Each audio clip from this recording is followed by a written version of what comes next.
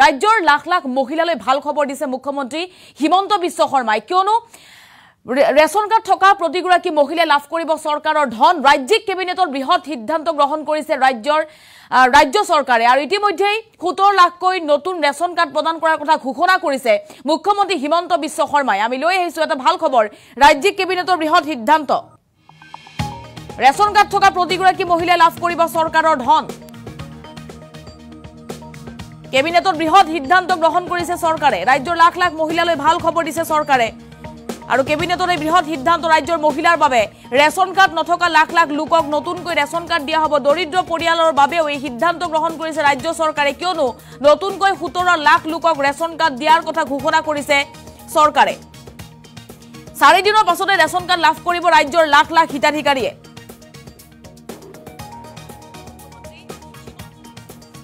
Ration card থাকিলে লাভ কৰিব অৰুণোদয় আঁচনি ধন যিসকল মহিলা এতিয়ালৈকে অৰুণোদয় আঁচনি ধন লাভ কৰা নাছিল তেওঁলোকে ৰেশন কাৰ্ড থাকিলে অৰুণোদয় আঁচনি ধন লাভ কৰিব 19 ছেপ্টেম্বৰত নতুন হিতাধিকাৰীক দিব ৰেশন কাৰ্ড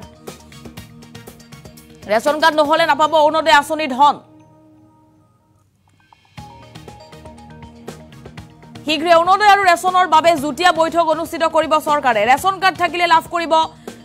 চৰকাৰৰ ধন আৰু ৰেশন কাৰ্ড নথকা মহিলাসকলক নতুনকৈ ৰেশন কাৰ্ড প্ৰদান কৰিব কেবিনেট বৈঠকৰ অন্তত সংবাদ মেলযোগে মুখ্যমন্ত্ৰী হিমন্ত বিশ্ব শৰ্মাই এই মন্তব্য কৰিছে ৰেশন কাৰ্ড থকা প্ৰতিগৰাকী মহিলাই ধন লাভ কৰিব অৰ্থাৎ 1250 টকাকৈ অৰুণোদয় আঁচনি ধন লাভ কৰিব আৰু যিসকল মহিলাই পূৰ্বৰে পৰা অৰুণোদয় আঁচনি ধন লাভ কৰি আছে এই পুৰণি হিতাধিকাৰীৰ ওপৰতো সমীক্ষা চলাব বুলি মন্তব্য কৰিছে ৰাজ্য চৰকাৰে আৰু ৰাজ্যৰ যেহেতু বহু এনে পৰিয়াল আছে যিসকলৰ ৰেশন কাৰ্ড নাই তেনে 17 লাখ পৰিয়ালক ৰেশন কাৰ্ড দিয়াৰ কথা ঘোষণা কৰিছে 4 দিনৰ পাছতে অৰ্থাৎ 19 তাৰিখে 17 লাখ লোকে নতুনকৈ ৰেশন কাৰ্ড লাভ কৰিব আৰু ৰেশন কাৰ্ড লাভ কৰাৰ পাছতে এই পৰিয়ালৰ মহিলাসকলে লাভ কৰিব চৰকাৰৰ ধন অৰ্থাৎ ৰেশন কাৰ্ড থাকিলেই অৰুণোদয় আঁচনি ধন এতিয়াৰে পৰা লাভ কৰিব নতুন পদ্ধতিৰে অৰুণোদয় আঁচনি ধন লাভ কৰিব আৰু যিসকল লোকৰ ৰেশন কাৰ্ড নাই তেওঁলোকে অৰুণোদয় আঁচনি ধন লাভ নকৰিব বুলি জনাইছে মুখ্যমন্ত্ৰী হিমন্ত বিশ্ব শৰ্মাই 4 দিনৰ পাছতে লাখ লাখ লোকক ৰেশন কাৰ্ড প্ৰদান কৰিব ৰাজ্য চৰকাৰে নতুনকৈ ৰেশন কাৰ্ড দিয়া হ'ব বুলি আনুষ্ঠানিকভাৱে ঘোষণা কৰিছে আৰু তাৰ পাছতে অৰুণোদয় আঁচনি ধন লাভ কৰিব সেই মহিলাসকলে প্ৰতি মাহৰ 10 তাৰিখে বেংক একাউণ্টত পোনপটীয়াকৈ লাভ কৰিব চৰকাৰৰ ধন আৰু ৰাজ্যিক কেবিনেটত এই বৃহৎ সিদ্ধান্ত গ্ৰহণ কৰিছে মুহূৰ্তত মুখ্যমন্ত্ৰী হিমন্ত বিশ্ব শৰ্মাৰ মন্তব্য আহি পৰিছে মন্তব্য শুনক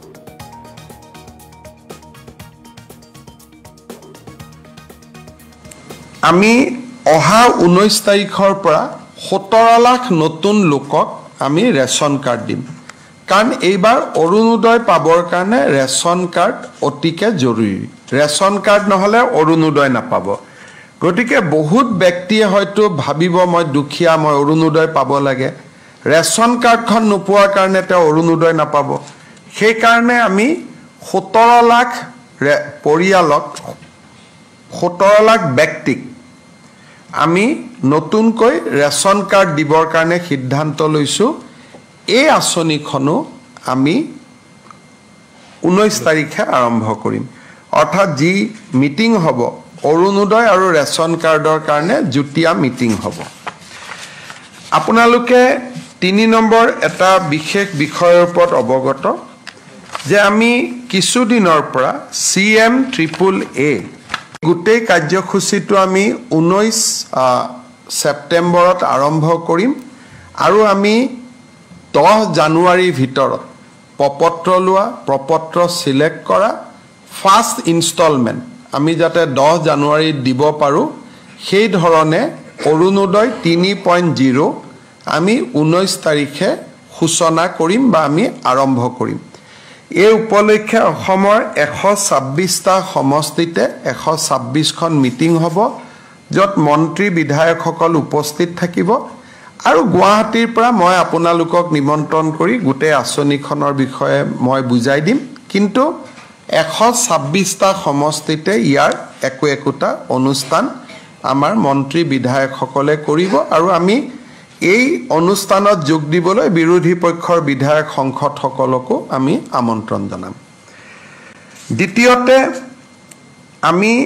অহা 19 তাৰিখৰ পৰা 17 লাখ নতুন লোকক আমি ৰেশন কাৰ্ড দিম কাৰণ এইবাৰ অৰুণোদয় পাবৰ কাৰণে ৰেশন কাৰ্ড অতিকে জৰুৰী ৰেশন কাৰ্ড নহলে অৰুণোদয় নাপাব গতিকে বহুত ব্যক্তিয়ে হয়তো ভাবিব মই দুখীয়া, মই অৰুণোদয় পাব লাগে, ৰেচন কাৰ্ডখন নোপোৱাৰ কাৰণে তেওঁ অৰুণোদয় নাপাব। সেইকাৰণে আমি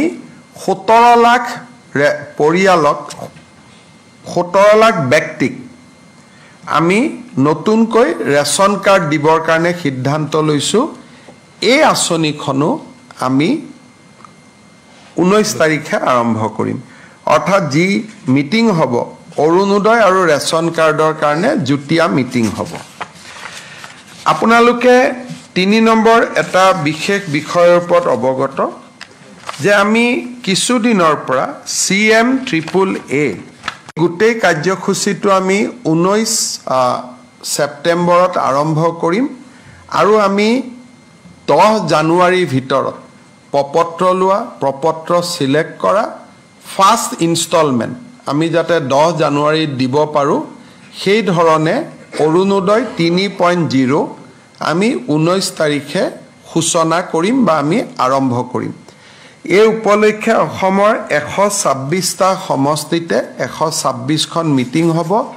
য'ত মন্ত্ৰী বিধায়কসকল উপস্থিত থাকিব আৰু গুৱাহাটীৰ পৰা মই আপোনালোকক নিমন্ত্ৰণ কৰি গোটেই আঁচনিখনৰ বিষয়ে মই বুজাই দিম। কিন্তু 126টা সমষ্টিতে ইয়াৰ একোটা অনুষ্ঠান আমাৰ মন্ত্ৰী বিধায়কসকলে কৰিব আৰু আমি এই অনুষ্ঠানত যোগ দিবলৈ বিৰোধী পক্ষৰ বিধায়ক সংসদসকলকো আমি আমন্ত্ৰণ জনাম।